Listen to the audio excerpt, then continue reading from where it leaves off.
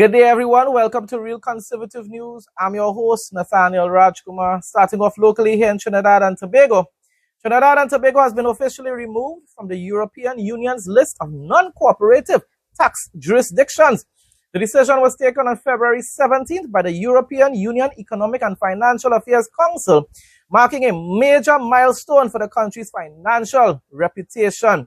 Prime Minister Kamala Persad-Bissess has welcomed the removal of Trinidad and Tobago from the EU tax list, saying it is a major step forward. She's 100% correct. In a statement on Wednesday, she welcomed the announcement that this country had officially been removed from the European Union's list of non-cooperative jurisdictions for tax purposes, which is a designation applied to countries that fail to meet international standards for tax transparency. She stated that the removal on February 17, 2026 is a result of hard work by her government since assuming office in April of 2025. She is correct, people. My response, give credit when it is due. Of course, the PNM squad decided to come out and say, no, it's because of our policies and our laws that we had put in place while we in office. That is why we were taken off of that list. Yeah. You're making that claim in spite of just before leaving office, you claim there was a $2.7 billion glitch, a so-called glitch. If PNM was governing our country in a transparent and effective manner, how come their so-called efforts did not result in TNT being removed from the EU tax list before April 28, 2025, people? You had 10 long years to restore prosperity and transparency in this country, but instead left it in a state of bankruptcy. And people will say, why are you talking about? Even the PNM politicians kept asking the Prime Minister, where are you going to find the funds in order to fulfill these promises that you're making to the citizens of Trinidad and Tobago? They knew the country was bankrupt. My dear PNM patriots, please don't blame 2020 to the 2022 era either, because that's what everybody says, that Dr. Rowley took us through the most difficult time period in our country's history. Yeah, but Guyana's president, Irfan Ali, also weathered that same storm, and yet their country is now developing at an exponential rate. Don't go anywhere. There's still more local, regional, and international news to cover and to discuss. The Trinidad and Tobago Police Service has apologized for what it called a misunderstanding that led to night mass competitions being cut short by officers on Monday night in Central and South Trinidad. They just love to do that. They just love to take control of situations and say, go home. Police ordered a stand down of Monday night mass in Cuba and San Fernando at least an hour before the events were scheduled to end. And while masqueraders were waiting to cross the stage, it was on a party line, people were waiting to cross the stage. Hundreds of masqueraders and revelers were affected by the early shutdown of the mass. The communication issued at the time was an internal directive intended solely for officers who were detailed for duty until 10 p.m. You're telling me the officers didn't understand that? It was not a directive to members of the public, the TTPS said in a statement sent to the Express by Carnival Gold Commander Deputy Commissioner of Police Suzette Martin. My response, only police officers, people, can say, oops, sorry, get away with anything here in Trinidad and Tobago. I wonder what Roger Alexander has to say about this. Regional news now, the St. Vincent and the Grenadines Deputy Prime Minister and Minister of National Security, Disaster Management, Immigration and Related Matters, St. Clair Leacock, told Parliament during his contribution to the 2026 budget debate that the EC $94 million allocated to his ministry is neither guesswork nor a wish list. Minister Leacock emphasized that the process did not begin with a figure but with a fundamental question. What must be done to secure the nation? Is wonderful that you're investing in the national security of your country.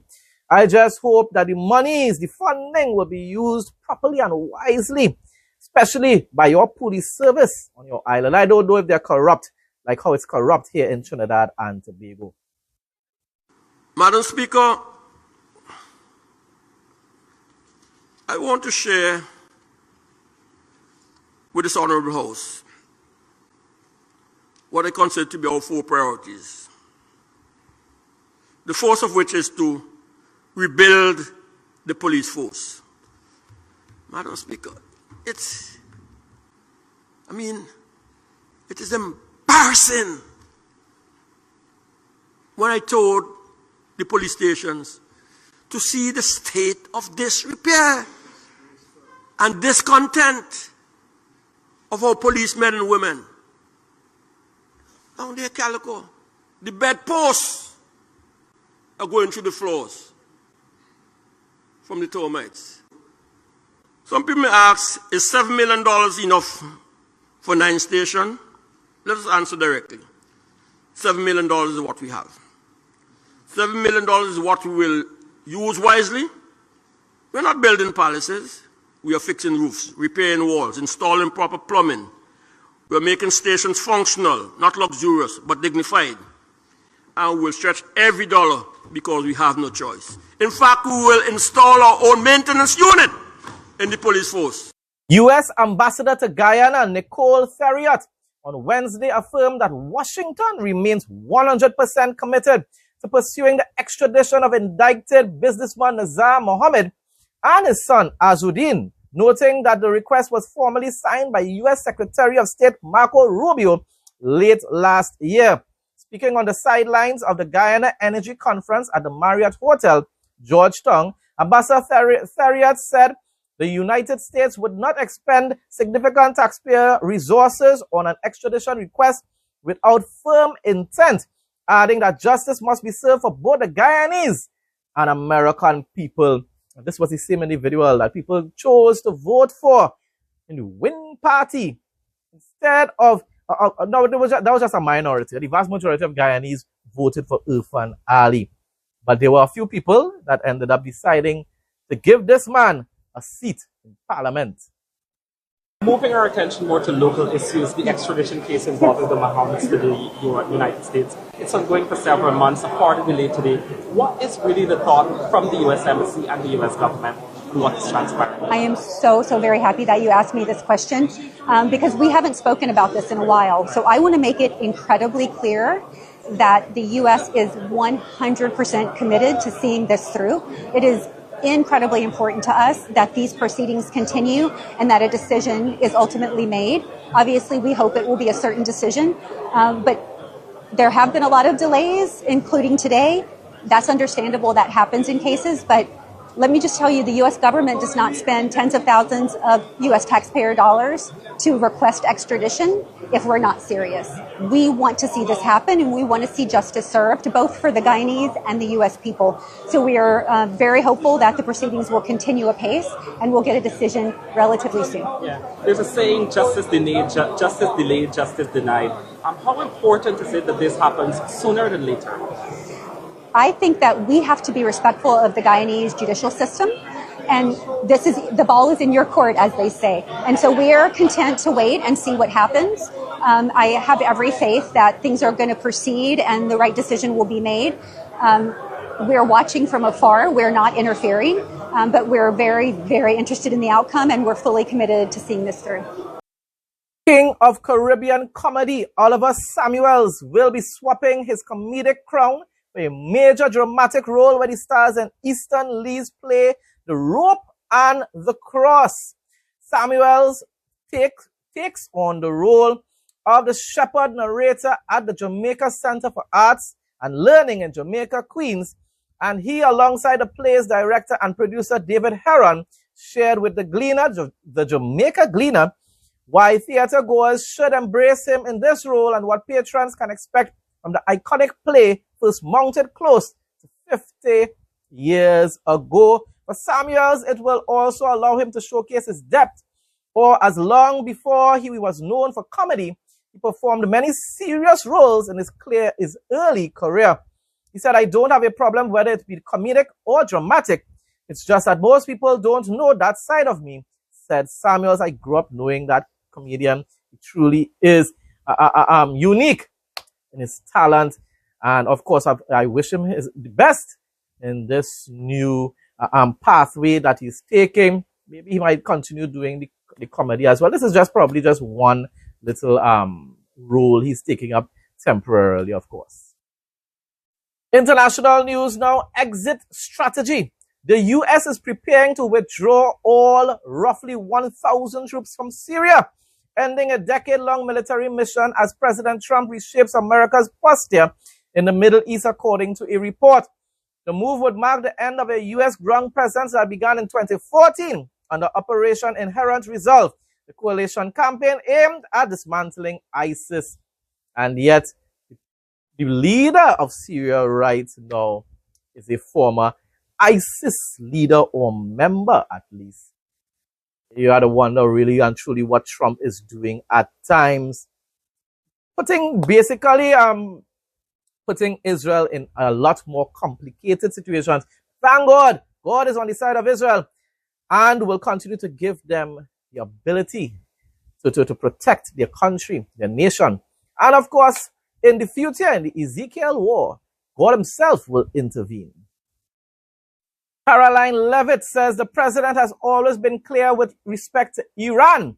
Diplomacy is always his first option.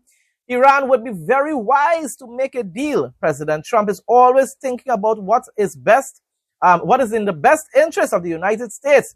And that's how he makes decisions with respect to military action.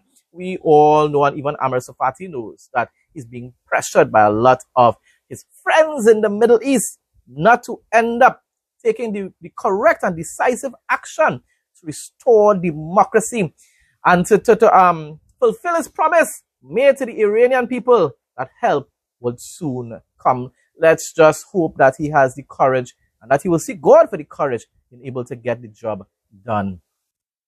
Well, there's many reasons and arguments that one could make for a strike against Iran. The president had a very successful operation as commander-in-chief with Operation Midnight Hammer, as you know, as you just said, totally obliterated Iran's nuclear facilities. The president has always been very clear, though, with respect to Iran or any country around the world, diplomacy is always his first option, and Iran would be very wise to make a deal with President Trump and with this administration. He's talking to many people. Of course, his national security team, first and foremost, and you know who the members of that team are. And this is something, obviously, the president takes seriously. He's always thinking about what's in the best interest of the United States of America, of our military, of the American people, and that's how he makes decisions with respect to military action of any kind. Israel is at its highest level of readiness amid concerns that Iran may attempt a preemptive strike ahead of a potential American action. Why they don't try to strike America? You know they wouldn't do that. No. It's just like when Maduro was still in office. Continue to threaten what? Trinidad. Wasn't telling Trump anything. Once in a while he would say a little one, two things, yes, but nothing really significant. But you know, Trinidad is much smaller, much weaker than Venezuela. And in their mind, Israel is the same, but God, Homefront Commander-Chief says, we are preparing for launches from Iran. There will be a 10-minute early warning. Continue to pray that God will cover and protect his people. And we know it. The Bible says it, but that doesn't mean we as Christians not supposed to do our part to continue to pray for the peace of Israel. Closing off now with an interesting fact segment. In 2004, lifeguard Rob Howes took his 15-year-old daughter and two of her friends for a training swim about 100 meters off the coast of Ocean Beach in New Zealand. Out of nowhere, a pod of 7 bottlenose dolphins appeared and began behaving frantically. They darted around the 4 swimmers, pushing them tightly together and forcefully slapping the surface of the water with their tails. Whenever House tried to swim away from the tight huddle, the larger dolphins would physically herd him back into the center. They probably wanted to know what was going on with these dolphins. The reason, though, for their behavior quickly became clear. Peering into the crystal clear waters, House realized a massive 3-meter-long great white shark was aggressively cruising toward their group. The dolphins had sensed the apex predator approaching and instantly formed a defensive ring around the vulnerable humans to protect them. For 40 minutes, the dolphins refused to abandon the father and the teenagers. They maintained their tight formation to confuse and intimidate the shark until it finally gave up and swam away. I believe God intervened there as well. But besides that, for some reason, the other dolphins especially tend to have such a love for human beings.